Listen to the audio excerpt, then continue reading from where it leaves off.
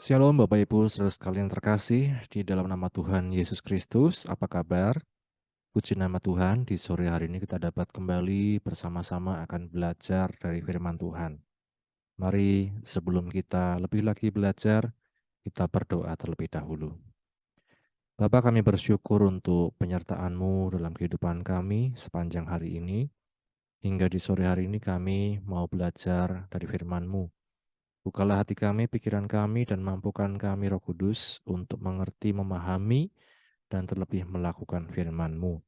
Kami bersyukur, ini doa kami, di dalam nama Tuhan Yesus kami berdoa. Amin. Puji Tuhan, Bapak Ibu saudara sekalian, dalam program belajar Tabernakel, kita akan kembali melanjutkan pembelajaran kita ya mengenai Tabernakel, berbagai macam hal, pasal-pasal yang ada di sekitar tabernakel, baik yang di pasal sebelumnya atau di pasal-pasal sesudahnya. Kita sudah sampai Bapak Ibu saudara sekalian di episode yang ke-42 ya. Puji Tuhan, kita terus akan belajar di firman Tuhan dan Tuhan membukakan berbagai macam pengertian, pengetahuan untuk kita dapat terus hidup sesuai dengan kebenaran firman Tuhan.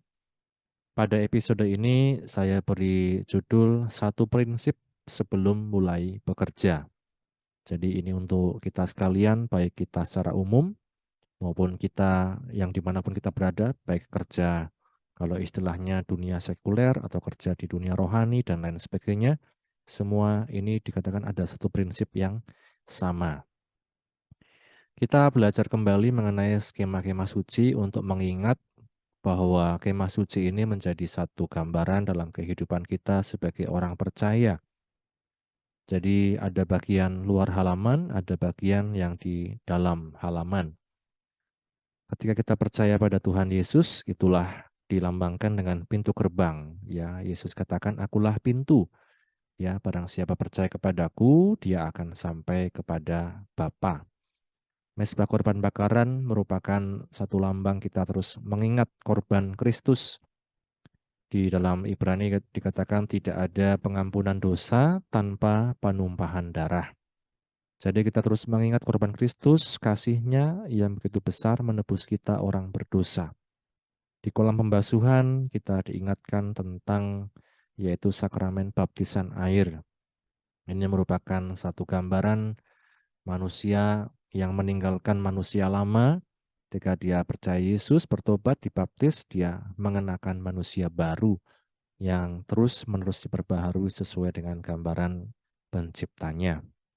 Di pintu kemah inilah yang juga menjadi bagian penting dalam kehidupan orang percaya, yaitu tentang baptisan Roh Kudus. Kita sebagai orang percaya perlu untuk terus dipimpin Roh Kudus, karena Roh Kudus yang memampukan kita untuk terus hidup dalam kebenaran firman Tuhan. Kemudian kita masuk ke ruang suci. Di sana ada 3 alat. Yang pertama meja roti sajian atau meja roti pertunjukan yang menunjukkan kehidupan yang terus dipenuhi firman Tuhan. Roti ini merupakan satu asupan atau firman, satu asupan bagi manusia rohani kita, batiniah kita. Kemudian pelita berbicara tentang terang, ya. Jadi kehidupan kita pun hanya dipimpin oleh Roh Kudus, kita dapat menjadi terang. Pelita kita akan terus menyala, menjadi saksi. Mezbah dupa gambaran kehidupan yang dipenuhi doa dan penyembahan. Jadi bukan hanya di hari Minggu atau waktu ibadah atau waktu persekutuan doa, tapi hari demi hari dalam berbagai macam cara kita bisa berdoa, menyembah Tuhan. Itulah hubungan yang tidak terputus dengan Tuhan. Pintu tirai ini yang membatasi ruang suci dan ruang maha suci. Seringkali ini menggambarkan kemanusiaan kita yang rindu untuk melakukan firman Tuhan, tetapi kedagingan kita begitu kuat sehingga kita seringkali gagal. Tetapi ketika Yesus disalib, pintu tirai di bait suci terbelah menjadi 2 dari atas sampai ke bawah. Menandakan hanya korban Kristuslah yang memampukan kita untuk masuk kepada Bapa. Hanya anugerah Tuhan yang memampukan kita untuk hidup dalam kasih karunia dan kebenarannya. Tabut perjanjian menunjukkan satu persekutuan yang intim antara kita dengan Bapa di surga. Jadi kita tidak lagi jauh, tetapi dikatakan menjadi dekat oleh darah Kristus. Ini Bapak Ibu saudara sekalian. Jadi inilah gambaran kita sebagai orang percaya, kemah suci menjadi satu pola. Ya, kalau orang katakan pola tabernakel, ya perjalanan hidup untuk kita bercermin. Bapak Ibu, apakah kita juga dikatakan memahami bahwa hanya Yesus, melalui Yesus dikatakan kita dilayakkan masuk kepada tahta kasih karunia, menghampiri tahta kasih karunia. Rabu yang lalu kita belajar tentang selubung wajah Musa, Bapak Ibu Saudara sekalian. Selubung wajah Musa yang itu kita baca di Keluaran pasal 34 mulai dari ayat 29 sampai 30. Di sana dikatakan ketika Musa turun dari Gunung Sinai, kedua loh hukum Allah ada di tangan Musa ketika ia turun dari gunung itu. Tidaklah ia tahu bahwa kulit mukanya bercahaya oleh karena ia telah berbicara dengan Tuhan. Ketika Harun dan segala orang Israel melihat Musa, tampak kulit mukanya bercahaya, maka takutlah mereka mendekati dia. Setelah Musa selesai berbicara dengan mereka, diselubunginya lah mukanya, tetapi apabila Musa masuk menghadap Tuhan untuk berbicara dengan dia, ditanggalkannya lah selubung itu sampai ia keluar, dan apabila ia keluar, dikatakannya lah kepada orang Israel apa yang diperintahkan kepadanya. Kita dapat melihat ini Bapak Ibu saudara sekalian bahwa wajah Musa bercahaya setelah dia turun dari Gunung Sinai atau setelah dia mengalami satu perjumpaan, pengalaman spiritual yang luar biasa bersama dengan Tuhan. Dalam pengertian kita bahwa persekutuan dengan Tuhan ini membawa dampak, Bapak Ibu. Kalau gambarannya seperti wajah Musa bercahaya, artinya bahwa ada dampak sampai ke aspek fisik, ya, ketika kita bersekutu dengan Tuhan. Bukan hanya aspek rohani atau jiwani di dalam, tetapi sampai aspek fisik, ya, tentang wajah Musa bercahaya. Ya, kita pun demikian ketika kita bersekutu dengan Tuhan, dikatakan ada satu dampak, ya, sampai ke aspek fisik, ya. Dan kita melihat Bapak Ibu saudara sekalian, selubung wajah Musa ini dipakai Musa saat wajahnya bercahaya. Untuk apa? Dikatakan agar orang Israel tidak merasa takut saat berhadapan dengan Musa. Kemudian yang kedua di 2 Korintus 3 ayat 12 sampai 13 di sana dikatakan agar orang Israel tidak melihat pudarnya cahaya sementara itu. Dalam konteks perjanjian baru, selubung berbicara tentang firman yang belum tersingkap. Dan dikatakan oleh Rasul Paulus dalam 2 Korintus pasal 3 mulai dari ayat 1 dan seterusnya bahwa hanya Kristuslah yang dapat menyingkapkan selubung tersebut.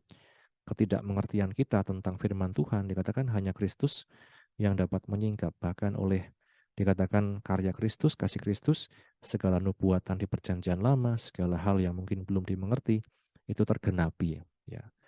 Nah, maknanya bagi kita saat ini, mari kita mohon roh hikmat dan wahyu untuk dapat mengenal Allah dengan benar. Yang kedua, dikatakan kita tidak perlu pakai selubung menutup-nutupi, ya, tetapi mari hidup dalam keterusterangan.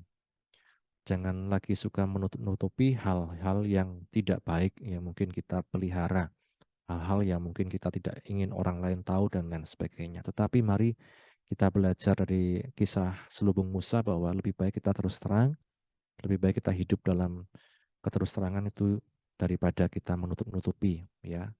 Nah, Bapak Ibu saudara sekalian, ini yang kita pelajari di waktu yang lalu. Di Rabu ini kita sudah masuk di Keluaran pasal 35 dan kita akan belajar tentang satu prinsip sebelum mulai bekerja atau memulai suatu pekerjaan. Kita baca di Keluaran pasal 35 ayat 1 sampai 3. Ya, kita baca terlebih dahulu secara utuh Keluaran pasal 35 ayat 1 sampai ayat yang ke-3. Ya.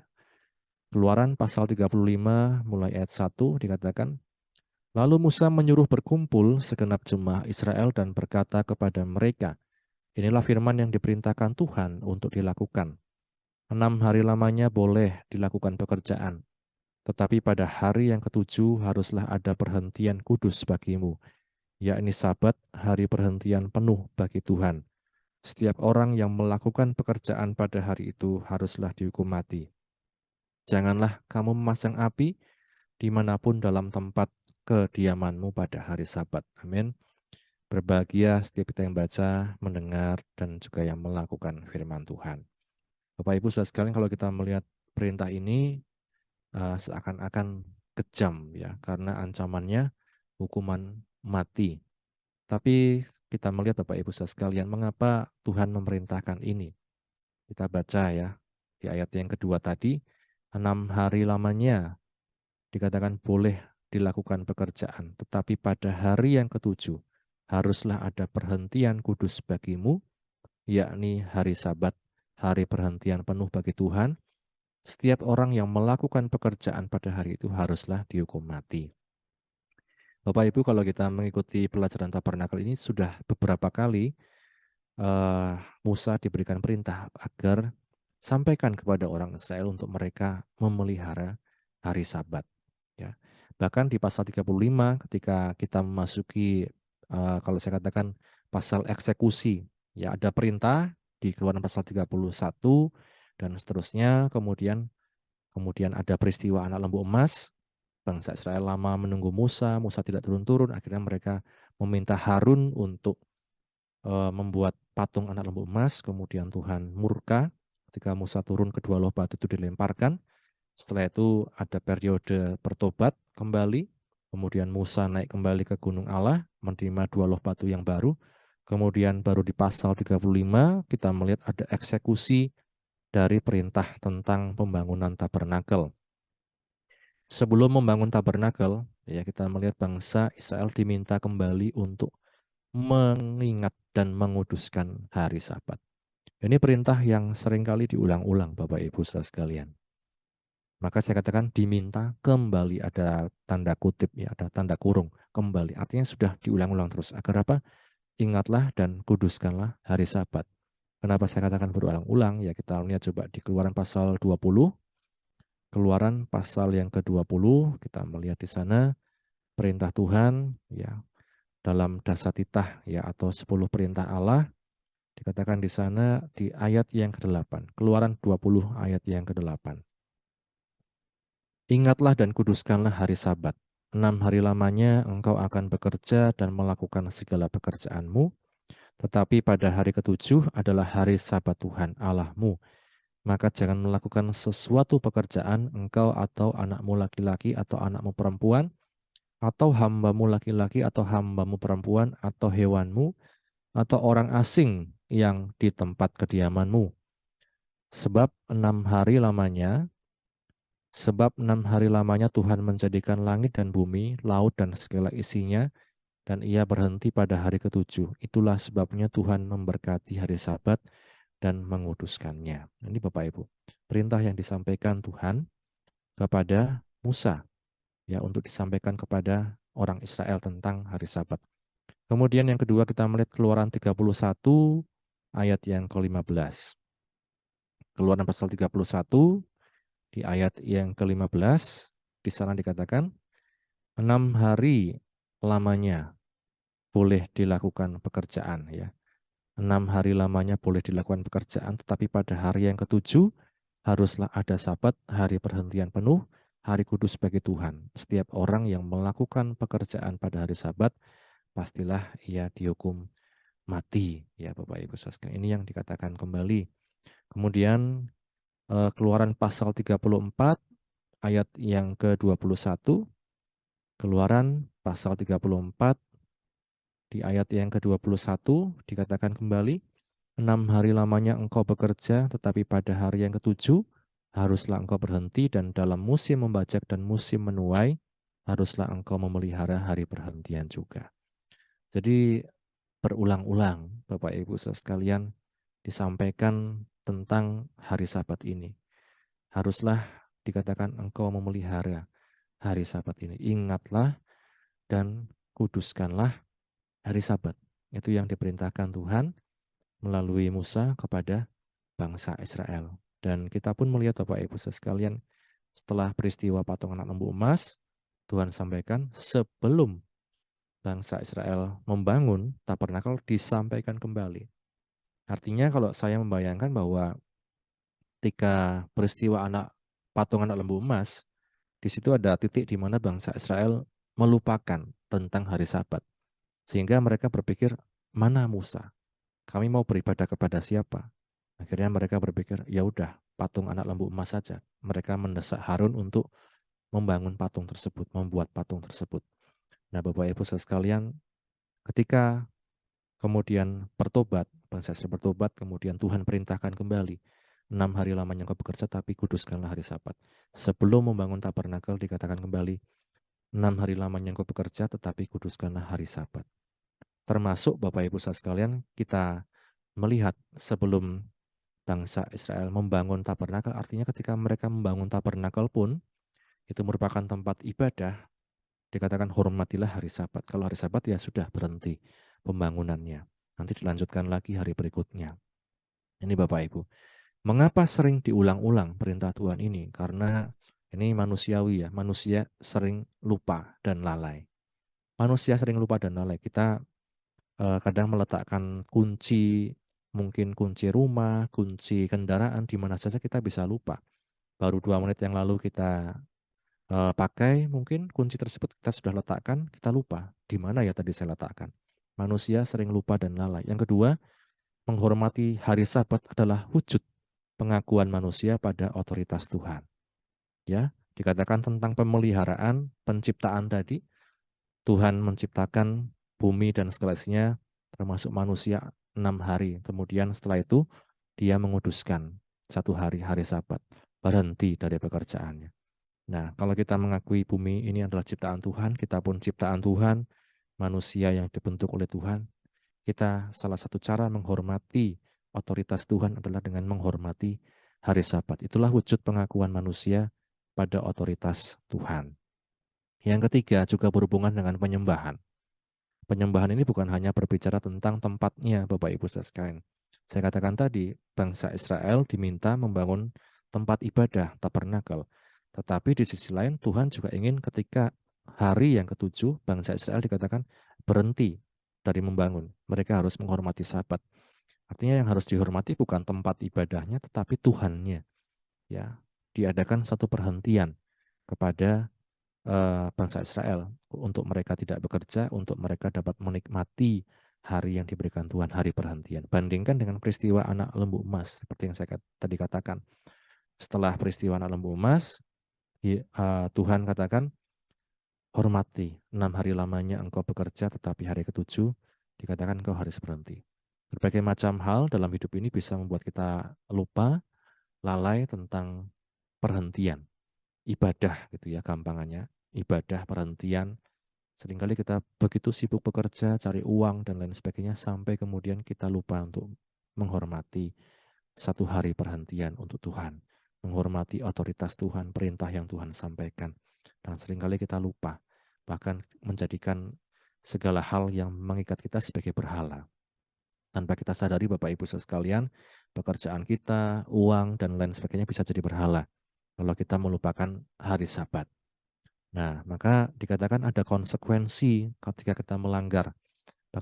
Bagi bangsa Israel dikatakan di Keluaran 35 ayat 2 dan 3 tadi, kemudian di Bilangan 15 ayat 32, dikatakan konsekuensinya apa? Mati.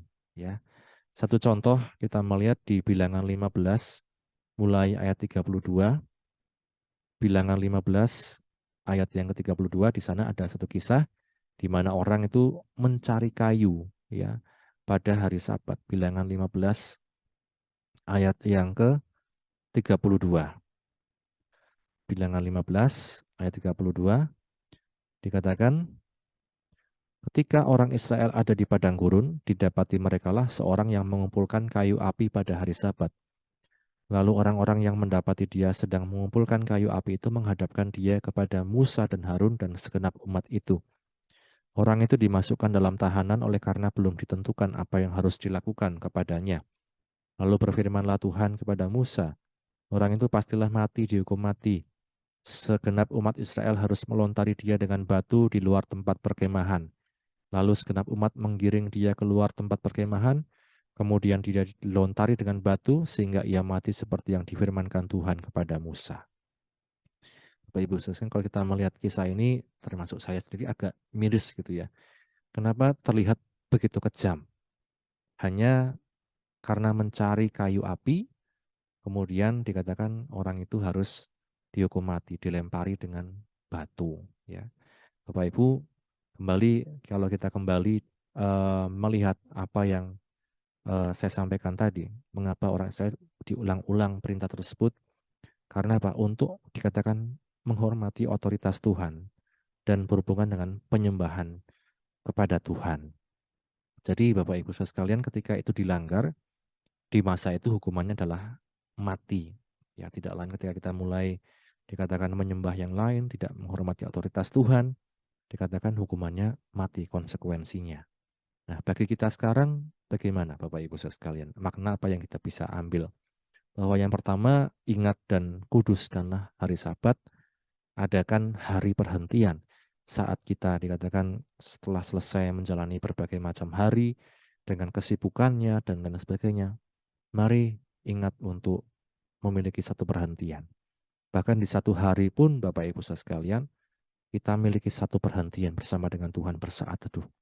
Tentang hari Sabat sudah saya bahas lebih ya saat kemarin-kemarin ya episode yang keberapa itu ya, saat kita membahas tentang hari Sabat. Maka dikatakan adakan perhentian, bukan masalah sekedar hari Minggu, tapi mungkin ada orang yang beralasan saya Minggu harus bekerja dan lain sebagainya. Maka adakanlah perhentian yang lain. Tidak harus di hari Minggu, ada di mana hari kita bisa beribadah kepada Tuhan, ada hari di mana kita bisa dikatakan bersekutu secara pribadi dengan Tuhan maupun dengan keluarga, ya kalau istilahkan quality time dan lain sebagainya. Kemudian apa? Jangan menyembah Allah lain, termasuk pekerjaan kita, termasuk hal-hal yang membuat kita lupa pada Tuhan, dan lain sebagainya. Ada orang sampai di ibadah pun masih sibuk dengan kerjanya, ya menawarkan orderan dan lain sebagainya, melihat rekapan, ya bisnis dan lain sebagainya. Bapak Ibu, mari kita sadari, jangan sampai ada berhala dalam kehidupan kita, termasuk tentang penyembahan tadi. Dan yang ketiga, pengabaian dapat mengakibatkan kematian, baik rohani maupun jasmani. Yang pertama, kalau kita sudah mulai lalai, tidak menghormati Tuhan, menyembah hal-hal lain di luar Tuhan, termasuk hal-hal yang saya katakan tadi, yang membuat mungkin kita merasa nyaman, merasa kita punya uang, punya kuasa, dan lain sebagainya, hati-hati. Ya, dikatakan kita bisa mati secara rohani pertama. Yang kedua, kalau diibaratkan orang yang sangat sibuk kerja, sampai lupa istirahat, lupa diri, tidak tidur, dan lain sebagainya, apa akibatnya? Kematian fisik, jasmani. Nah, ini tentu kita hindari dan kita tidak mau masuk ke dalamnya, tapi kita mau untuk dikatakan menghormati hari Sabat, menghargai apa yang Tuhan perintahkan dalam hidup kita, mengalami satu rest, perhentian, ya istirahat di dalam Tuhan. Sehingga dikatakan kita memiliki satu kehidupan yang terus diperbaharui hari demi hari, dan kita terus memiliki satu penyembahan kepada Tuhan, dan kita menghormati otoritas Tuhan. Kiranya Bapak Ibu Saudara sekalian, firman ini menjadi kekuatan dan pengingat kembali untuk kita sekalian alami perhentian dengan Tuhan. Sesibuk-sibuknya kita, sebanyak-banyaknya kita kumpulkan uang, secapek-capeknya kita, ingat untuk adakan perhentian dengan Tuhan. Jangan sampai ada Allah lain berhala di dalam kehidupan kita. Mari sama-sama kita berdoa. Bapa, kami bersyukur untuk firman-Mu yang telah kami baca, kami dengar, kami renungkan. Menolong kami untuk terus mengingat firman-Mu, dan bukan hanya mengingat, tapi kami mau belajar melakukan firman-Mu, menghormati otoritas Engkau Tuhan, dan tidak lalai Tuhan, tetapi mau untuk hidup di dalam Engkau. Ingatkan kami selalu ya Roh Kudus, karena tanpa Engkau kami tidak mampu melakukan kebenaran firman-Mu. Memberkati anak-anak-Mu yang sudah mendengar firman-Mu dimanapun berada, dalam apapun yang mereka kerjakan, Engkau yang menolong, dalam pergumulan apapun Engkau yang menolong. Dan bersyukur, ini doa kami akhiri di dalam nama Tuhan Yesus kami berdoa, haleluya, amin.